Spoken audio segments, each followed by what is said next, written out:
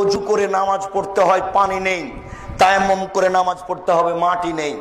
বিনা অজুতে বিনা তায়াম্মুমে নামাজ পড়তে হবে। কেবলার দিকে মুখ করে নামাজ পড়তে হয়, কেবলা বোঝা যায় না, এমনিতে নামাজ পড়তে হবে।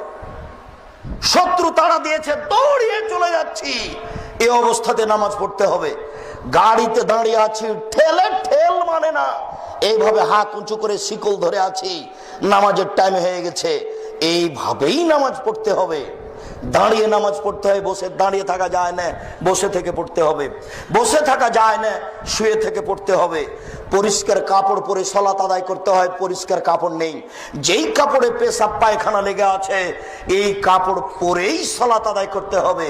পরিষ্কার অপরিষ্কার কোনো কাপড়ই নেই, উলঙ্গ হয়ে আছেন, উলঙ্গ অবস্থাতেই সালাত আদায় করতে হবে। কথার কথা বলা হয়েছে, আফগানিস্তানে, ইরাকে, মুসলিম দেশে মার্কিন সৈন্য ঢোকে, মুসলিম নারীকে ধরে নিয়ে এসে 10 জন 12 জন ধর্ষণ করে, এরপরে পরনের কাপড় খুলে নিয়ে উলঙ্গ অবস্থায় হাঁটতে বাধ্য করে তাদের সামনে।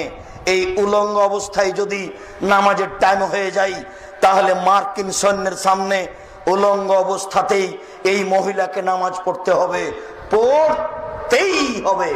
আপনাকে আমি কি দিয়ে বুঝাই নামাজ কি জিনিস? আপনাকে আমি কি দিয়ে বুঝাই নামাজ কি জিনিস? আপনাকে আমি কি দিয়ে বুঝাই নামাজ কি জিনিস? একটা আশ্চর্য ইবাদত, যে মানুষের কোনো অসুবিধা বুঝে না, একটা আশ্চর্য ইবাদত যার কোনো বদল বিকল্প চলে না। আমি অসুস্থ, একে টাকা দিলাম, ও হজ করলো, হজ আমার হয়ে গেল, এ দেখেন হজের বিকল্প চলে, নামাজের চলে না। আমি অসুস্থ, ফকিরকে খাওয়ালাম, সকাল সন্ধ্যা রোজা থাকলো, রোজা আমার হয়ে গেল, এ দেখেন রোজার বিকল্প চলে, নামাজের বিকল্প চলে না।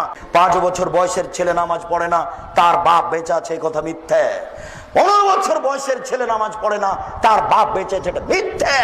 কার পুরুষকে, অযোগ্যকে, কার পুরুষকে, অযোগ্যকে আমি আব্দুর রাজ্জাক বা বলতে চাই না। আল্লাহ রাসূল তাকে বারবার বলেছেন, এ কা পুরুষ, তুই বিবাহ করিস না।